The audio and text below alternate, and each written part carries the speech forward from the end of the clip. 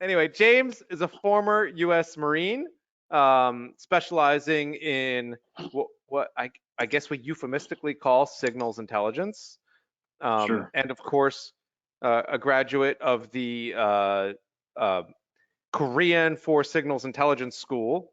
And I actually don't know how far that gets you with conversational Korean, but I assume it's pretty good. I get a free donut or a free beer every once in a while, so I think all in all I can chalk it up to a success. All right, fair enough. Fair enough. So he's the CEO of Boise, Idaho based company. And it's called Shadowscape, which is a name that I was very jealous of when I first read it. And is going to be given a talk. This talk's called Know Thyself, or Know Thy Enemy, Know Thyself. I guess enemy first, self last. You're switching the old Sun Tzu comments Right. backwards. So that's that. We're going to go straight to it. I'm going to turn this off. All right, let me jump in here, share my screen.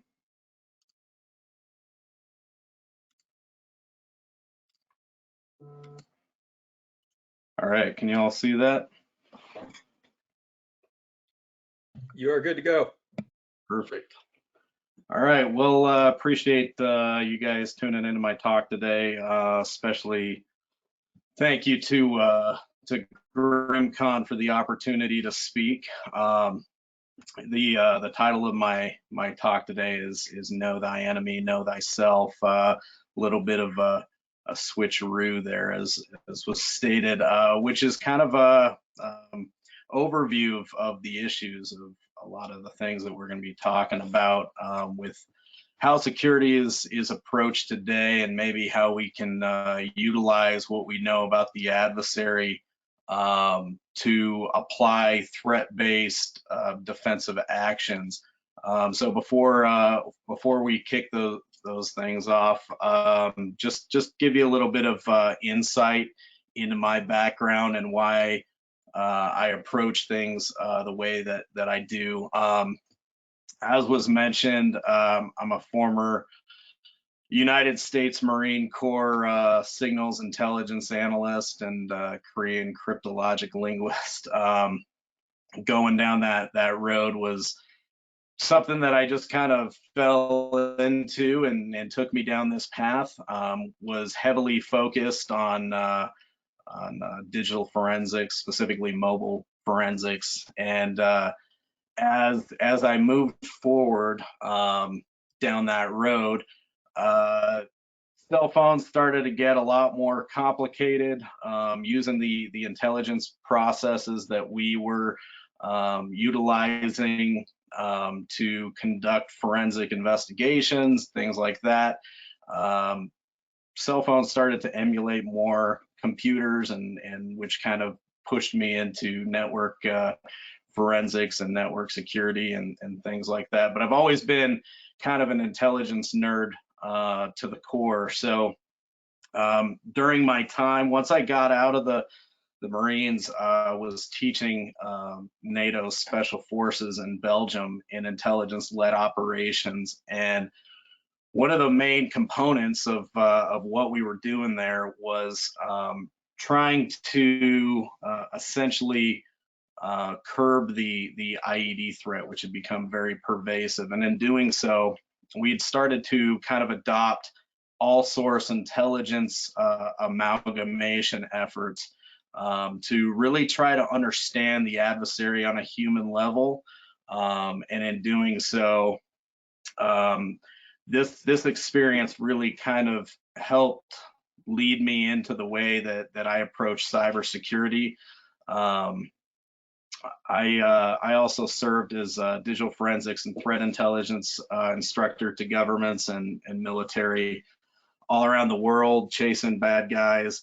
And I spent about 6-ish years at a cybersecurity firm called Route 9B, serving as their technical director of threat intelligence, helping to implement intelligence solutions there, among other things. So obviously you have to obligatorily quote Sun Tzu, if you know the enemy and know yourself, you need not fear the result of 100 battles. If you know yourself, but not the enemy, for every victory gained, you will also suffer a defeat. If you know neither the enemy nor yourself, you will succumb in every battle.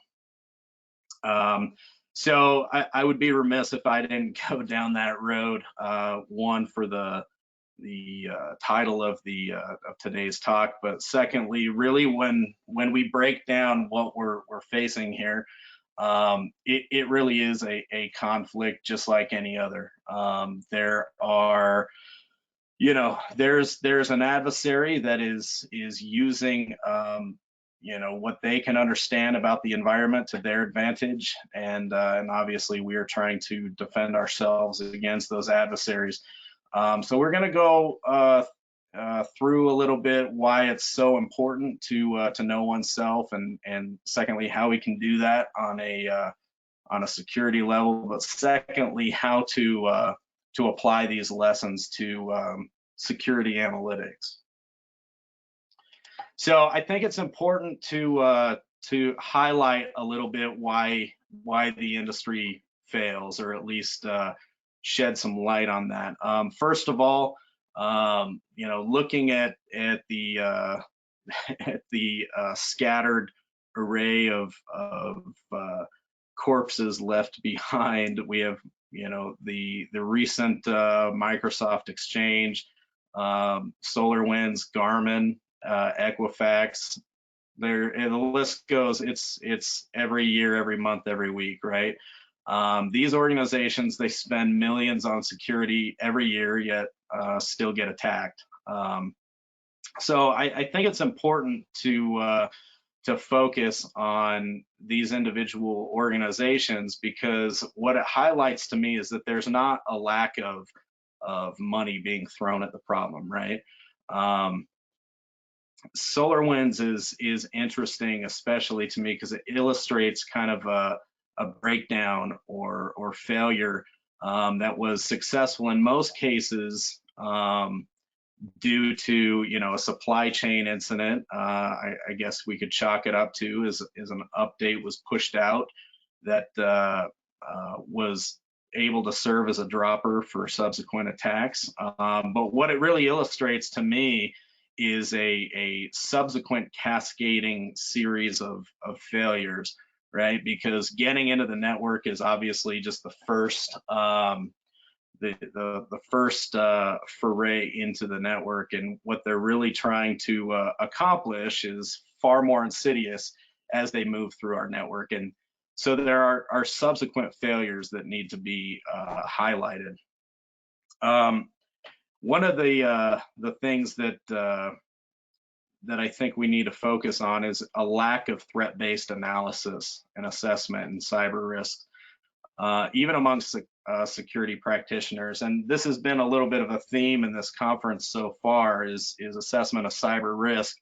So I'm going to talk on that a little bit here, but also give some ideas of how you can quantify and qualify cyber risks as you go. And in doing so, start to make meaningful communications to decision makers within our environment for what we need to prioritize in terms of our security infrastructure. Secondly, or thirdly, the cyber adversary is adaptive to new developments in the security space. It's not a static job that we've got, right? We never throw our hands up and dust our hands off and say, pat ourselves on the back because we're secure now, right? In my opinion, there's really no such thing as security. Security is just a catch-all term, right? Which really what we're trying to communicate when we say, are we secure, is we're trying to say that we have reached an acceptable level of risk, right? So we're going to be talking about what constitutes acceptable levels of risk. So we'll get into that here in a moment. And then, it was said in the keynote, as well as some other previous talks, and intelligence decision makers are rarely the ones tasked with protecting our networks. Conversely, as security practitioners, how often are we really communicating in risk? How often are we quantifying the actual impact that's going to pertain to our network and how we can shut that down? So when I go and I make a case that, hey, we need to implement this new security safeguard, the question is typically why, right? What am I getting out of it? And so I think part of what we need to be able to communicate is return on investment, and secondly, a cost benefit analysis, right? How much is it going to cost us to go down this road versus what are we getting out of it? All right, so the problems, security can be confusing, even for security practitioners. Even when we've got a good handle on the things that need to be done, keeping track of these things can be super daunting. It's very, very difficult to figure cyber risks without a strong knowledge of not just the adversary, but how they conduct their operations. And then secondly, it's really difficult to understand what threats you need to be concerned about without really assessing yourself. And what I think ends up being missed is a common area where people can kind of put together the information that they're gathering both internally and externally. So we'll get to that. Company owners, C-suite executives, constantly unsure if the security they're employing is adequately protecting them, to really just kind of taking on the hope strategy, saying,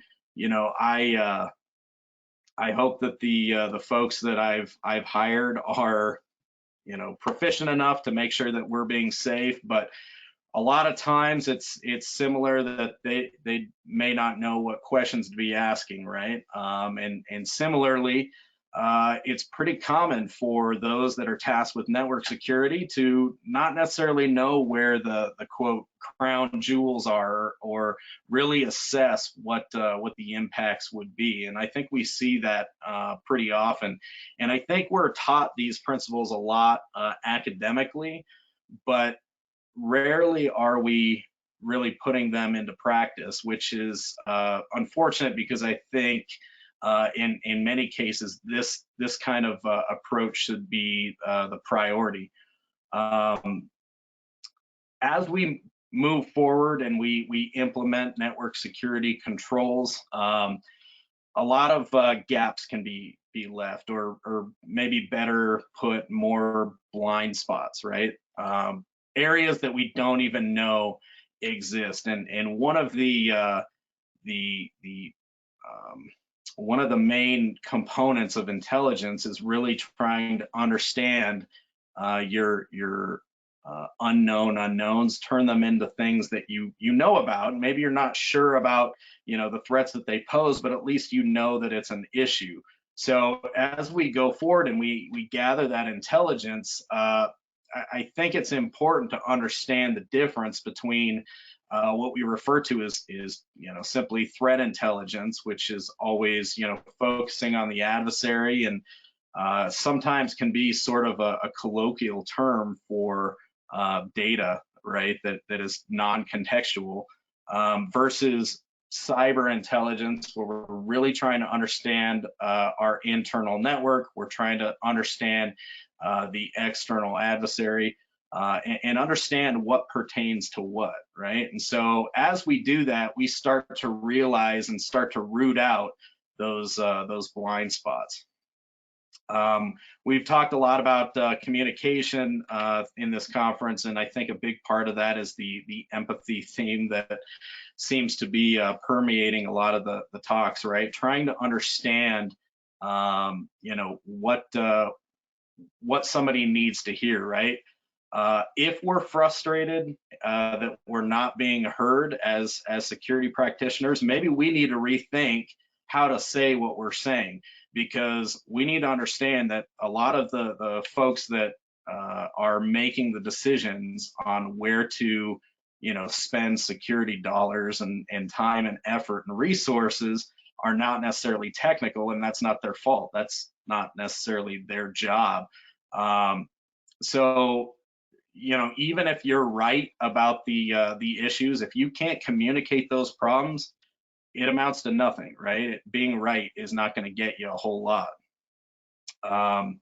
And then in many cases, we're still too focused on perimeter-based security. What I see a lot of times is, people will talk about perimeter-based or defense in depth and say, yeah, we need to get away from perimeter-based security. But what I find is just several layers of perimeter, and then still kind of that soft, gooey center. And I think that's one of the issues that we really need to understand is in the last talk, or it might have been Wolf's talk, talking about phishing, right? The phishing problem where, we're so focused on making sure that the users don't click on certain things, even though that we know that they're going to. If that's really your emphasis, then that means you haven't done the legwork to prohibit malicious behavior inside your network.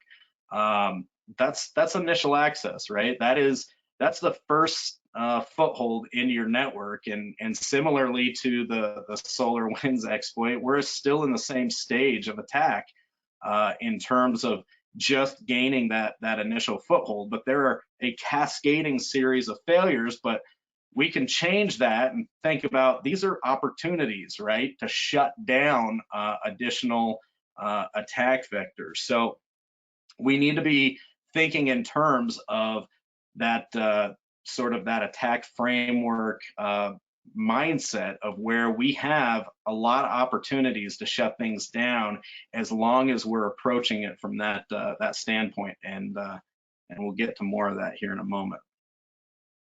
So where we can succeed, right? It's about analysis. Implement threat-based security strategies with either adversaries' tactics or risk analysis in mind. That's what I really see lacking when we are talking about a strategic approach to intelligence is are we really trying to understand both ourselves, our internal safeguards, and the adversary, and make those links, right? So one of the things that we commonly talk about in our training, and things that we talk about in the military, right, is the concept of the OODA loop, the observe, orient, decide, act process, right? Either your environment will be used against the adversary or against yourself, and more often than not, that really just comes down to who is better at understanding the environment and using those vulnerabilities against ourselves. That's something that we definitely want to shut down. We want to make sure that it's very difficult for the adversary to understand our network, because when we get down to it, understanding our adversary is just like any other conflict. There's a confluence of opportunity, right, which is the vulnerabilities and the infrastructure that we have posed to a potential adversary, and then the motive, right? The motive is one of those things that's going to be very difficult for us to get rid of. I can't really take away somebody's desire necessarily to attack my network, but I can make it more cumbersome than it's worth, right? And so on the motive side, we'll talk about some of those approaches, but on the opportunity side, are we really trying to make it so it's confusing, it's difficult to navigate, and there are more lucrative targets out there, or is it a target-rich environment, right? So when we approach it from that standpoint, we'll talk about how we can, one, get rid of some of these opportunities, but two, address the motives for an adversary and how we can make that kind of difficult. Is our intelligence actionable? And what I mean by that is the information that we then exploit and analyze and turn into intelligence, is it something that we can actually use to inform our security strategy and better safeguard ourselves? If the answer is no, then why are you even paying attention to it? And I know that's kind of almost inflammatory, right? Well, I got to take in this threat data. Well, if it's becoming more cumbersome and it's not aiding in protecting your network, I would say don't pay attention to it, because it's not getting you anywhere. You need to be, proficient at consuming that information, turning it into something that's actionable, that you can actually posture your network defenses in a proficient way.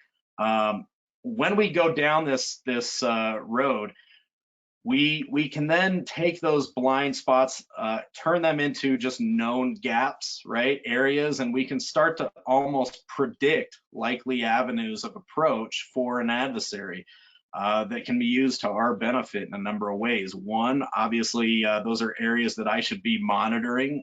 These are hot spots of potential activity. But two, I can get even sort of counterintelligence, savvy with it, and approach it from the standpoint of, implementing honeypots and honey creds and things like that will, set off the alarms and let me know that there's something going on within my network. The nice thing about approaching it from this way is what I call top-down security, and I'll get into that here in a moment in a little bit more detail. But to give you the high-level overview, when we quantify the risk, right, by taking our threats and our vulnerabilities and assessing, the real impacts. Multiplied by impact, we get our risk, and I understand now where I really need to be focusing my effort, where I need to be prioritizing my monitoring. We start to, create a few scenarios of what will likely happen. In doing so, we then need to assess our risk appetite for quantifying that risk. That's really going to be dependent upon understanding the type of impact that would be likely in a given scenario. So when we're going down that road, I can't really understand and I can't really communicate why it's important for me to implement these safeguards without effectively communicating the level of impact that would likely happen. And thus it's nearly impossible for me to assess and make a case for our risk appetite. How can you make the case that you shouldn't be focusing on a certain area when you have no idea how to quantify how impactful the scenario could be? In intelligence and security, most of the time, the decision makers are not going to be the practitioners. So make sure you're communicating those things to identify those easily solvable gaps. So kind of the overview, why is it so important to let the adversary inform our defensive? One of the things that we kind of take on is an approach that is similar to Bianco's Pyramid of Pain. I think most of us are pretty familiar with it, but if you're not, it really builds a strong case for why it's important to focus on behaviors over indicators of compromise, which is what many in this industry refer to, cringingly enough, is threat intelligence, right? Those indicators. Intelligence, again, with intelligence without analysis is at best information, and at worst just data without concept. All right. So let's take back threat intelligence.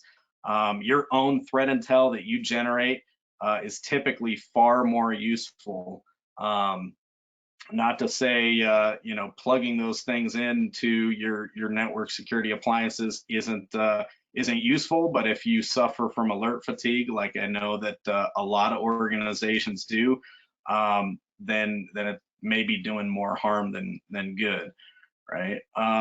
So back to the pyramid of pain. The idea here that indicators are so easy to change, right? Signatures, IP addresses, domain names, the sorts of things that we see being dynamic, you know, all the time. It's riffraff. It's something that I should, you know, be paying attention to. But more importantly, it's very, very difficult for an adversary to change those behaviors. Why that's so important is because by analyzing those types of behaviors, I might not care as much about the IP address or the signature of the payload, or even, you know, if it's a potential 0-day. If I'm focusing on the types of behaviors that would be associated with potential malicious activity. The ultimate goal is to cross-reference the topology of the network with the vulnerabilities, right, to kind of superimpose the two over the top of one another to determine the likely avenue of approach. Lastly, it's important to understand how these types of attacks take place and the kind of behavioral indicators one can expect from each of them. By doing that and using, you know, everybody's favorite framework, the attack matrix, we can focus on those areas that maybe we're weak in terms of detection, or more importantly, protection. We need to assess essentially whether or not that gap can be closed without impeding usability. And if we can't close that gap, are we able to detect behaviors that may be taking advantage thereof? But you know, in a lot of cases where you come across an organization that says, "Hey, we can't close these gaps, right? We need to keep these things open for legacy foundation reasons or whatever else." Rarely are we seeing any type of cost-benefit analysis, right, to really enumerate what the level of impact could be, you know, versus what it's, you know, why it's important to keep that gap open. So that's difficult to do as a one-off, but if we're doing the legwork up front to generate a risk analysis, we can more effectively assess, you know, the correct avenue of approach to maybe going around those vulnerabilities and ultimately closing them.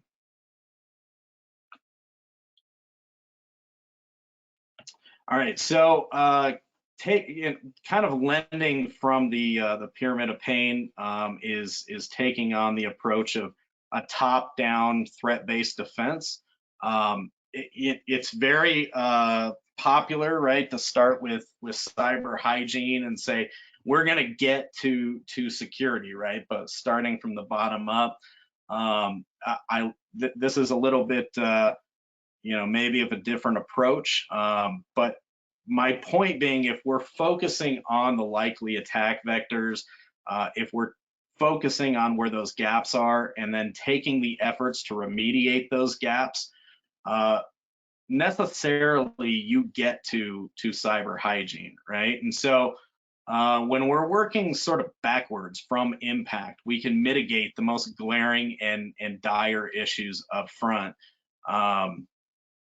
So, for example, if I came into a specific area and I noticed all the pipes were leaking and everything, yeah, I may need to think about how are we going to reroute everything so that, you know, we have a more efficient system and our pipes aren't leaking everywhere. But obviously, the most critical need right up front is to stop the leak, right? And so we develop kind of a yin and yang, a top-down and bottom-up approach, rather than just focusing on let's build this foundation and do that over the course of months or years.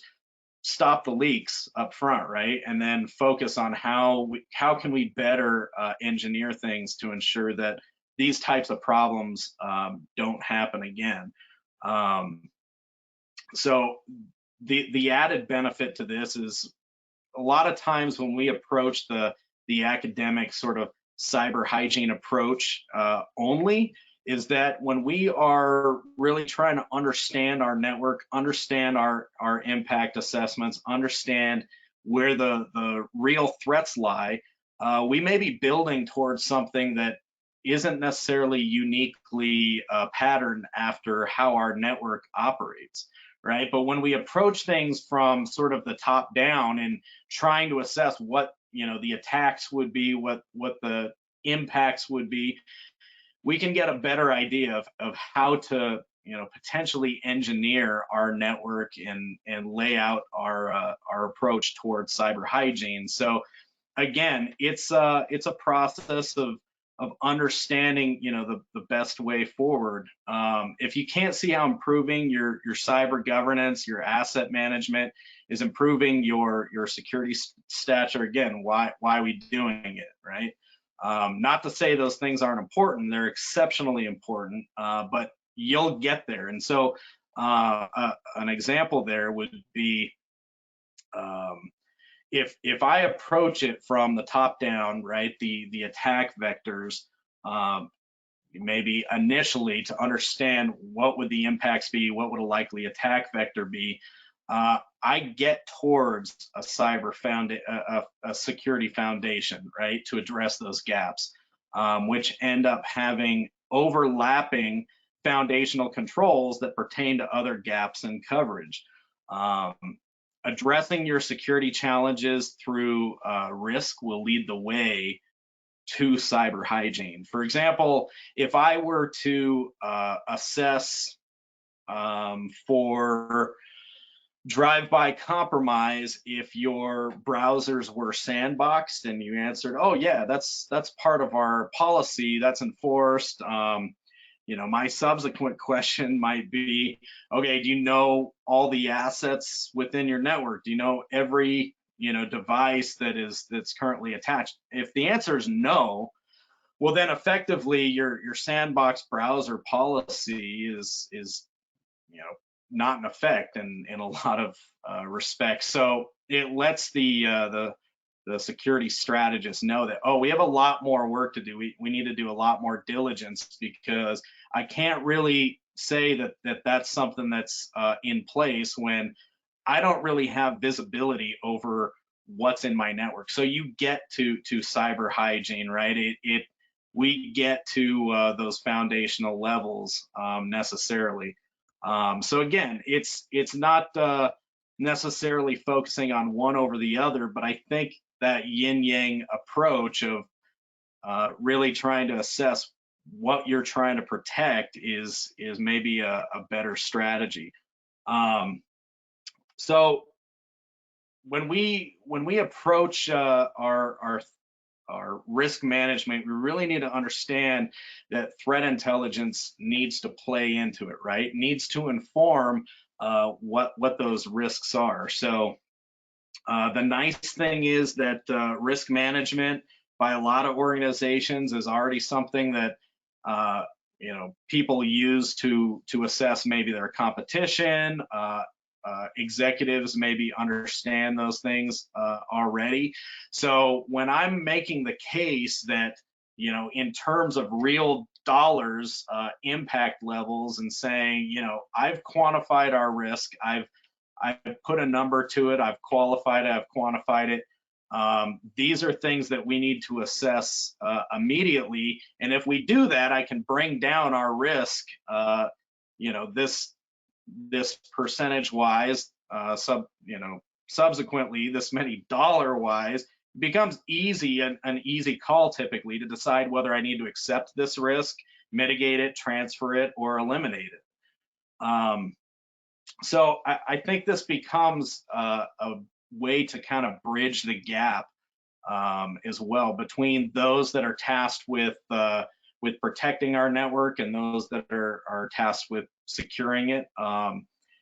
more importantly, in my experience, there's been a lot of issues between the organizations, the IT department, even the security department, and then potentially threat intelligence teams that are meant to go out and collect information and report on it to determine where we need to be spending our time. And I find there's a lot of communication issues even between those teams.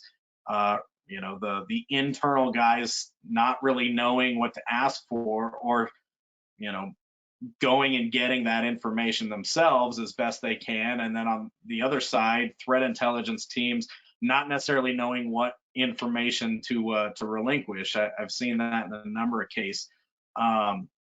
So it can lead to a lot of hypotheticals, right? Risk teams basically chasing ghosts and saying, you know, what should we be concerned with? Well, if you've got a common conduit between those two organizations, that information should be coming in, right, to let you know the things that you should be concerned with and how to. It's not just a question of determining what the risks are, but determining how to action those risks, whether it's something that that's acceptable, or it's something we need to prioritize, transfer, eliminate, so on and so forth. So there needs to be that process, right, that can serve as that common, you know, platform. So you know, there's been a lot of different risk rating foundations that have been out there, but I like to use the oh, sorry about that. We like to use the Owasp risk rating methodology as an introductory platform, and the reason why, it's very, very simple, but it's also very, very malleable.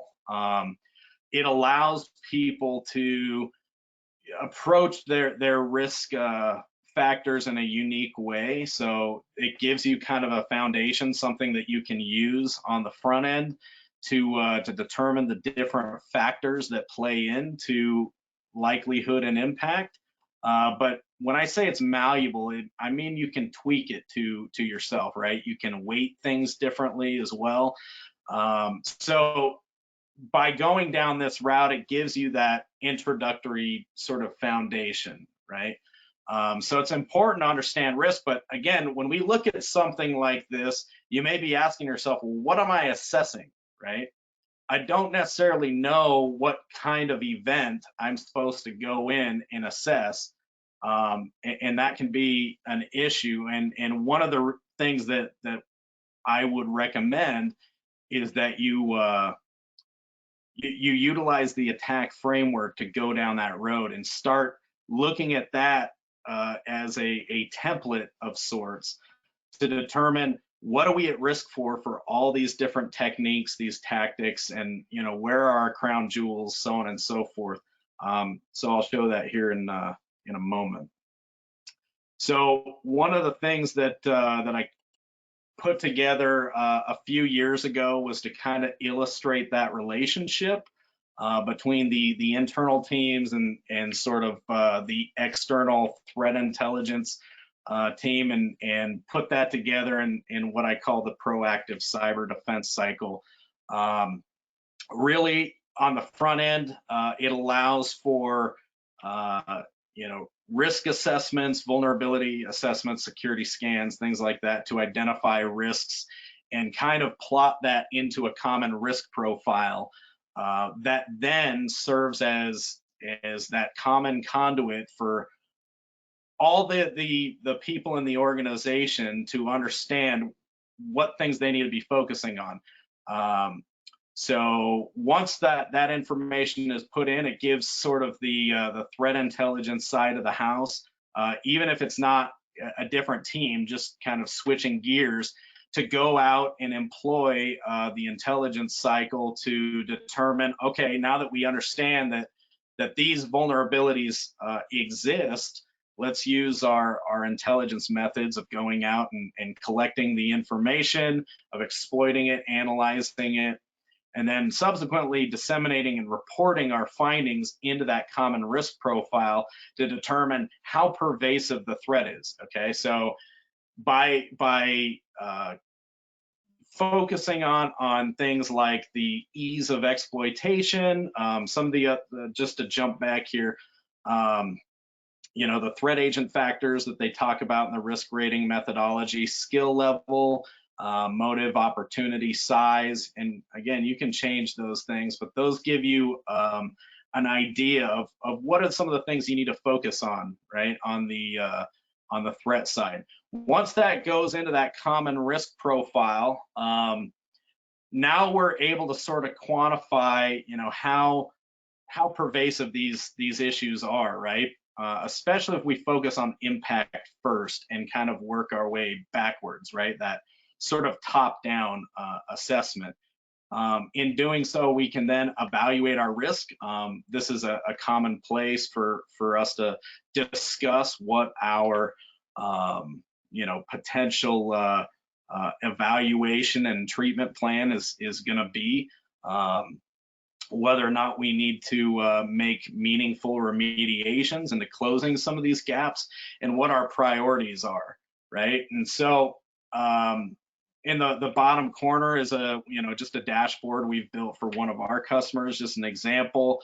It quantifies risk, it quantifies the most likely impact method, and then for each of the individual techniques or tactics within the attack framework, how likely each individual technique is. And so I'll show you how we kind of heat map that out here. All right, so jumping forward here, kind of again lending from our pyramid of pain, focusing on the behaviors, we can get to where we are able to kind of heat map out our navigator, and the visual is great, right? But it's only as good as the analysis underneath, and we're by no means the only ones that would heat map something like this out. I know, Cyber War Dog's done a ton of work on this on the detection side.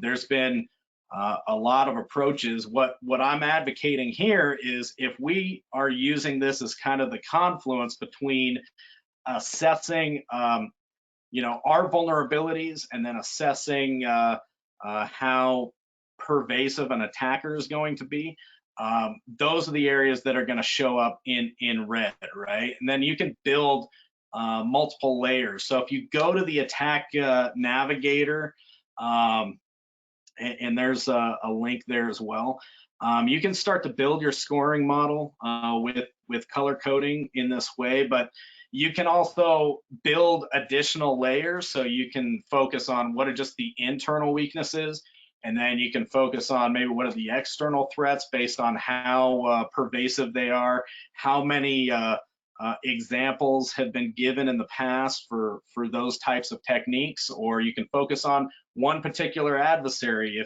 if you want, and then basically superimpose the two over one another and into one master framework. And in doing so, you start to get those likely avenues of approach, those areas in red, right? Those are the areas where I'm weak, where the adversary is strong. You're able to calculate your risk level by assessing that likelihood. That likelihood, a lot of what goes into that is how pervasive the threat is and how weak you are, right? And then the impact, which is so important, right? This gets me to likelihood, but impact, the nice thing is that in the last year, MITRE added in an impact column as well, an impact technique or tactic. In going through and assessing the likelihood of those impacts, you can also assess how big of an issue would it be if these sorts of things were to happen. And in doing so, you can kind of work backwards to building out those likely attack vectors. So your internal risk assessment can focus on the types of opportunities that are out there, the current vulnerabilities, gaps in protection, your attack surface. I take something kind of lending from a project management process called critical path, right? What would the critical path to gaining your most impactful event, and then work your way backwards from there. Your cyber governance, your ability to detect certain things, those all may go to the risk side. Conversely, on the threat side, how prevalent is the attack? What kind of capabilities are present in a potential adversary? The ease of exploitation, how skillful does an adversary have to be? Any recent activity that we've seen, observed activity, doing that analysis on our scans to say, we've identified a lot of potential issues, a lot of vulnerabilities. Let's look externally and see how pervasive the threats are to those types of vulnerabilities, and then hopefully with a common platform, whether it be a platform that somebody has built like us, or that you could do yourself, or just start with a spreadsheet or some place that you can have that common conversation and enumerate where those likely attack vectors are going to be. So that kind of covers the approach. Feel free to reach out to us or me for any additional information. Other than that, that kind of covers the ins and outs of a threat-based defense model as we see it.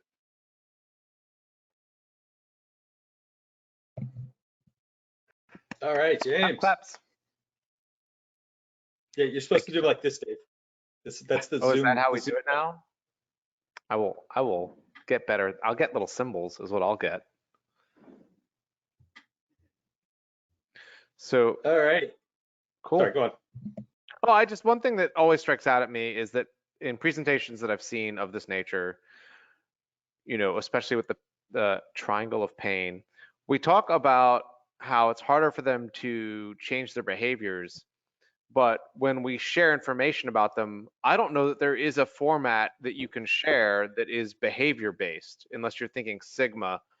And I feel like Sigma's extremely bad. Yeah. Like, I don't think Sigma's you're good. illustrating something that has been I don't want to call it a complaint. I don't know what else to call it, but the organization, we've definitely tried to work towards this, is those that start to map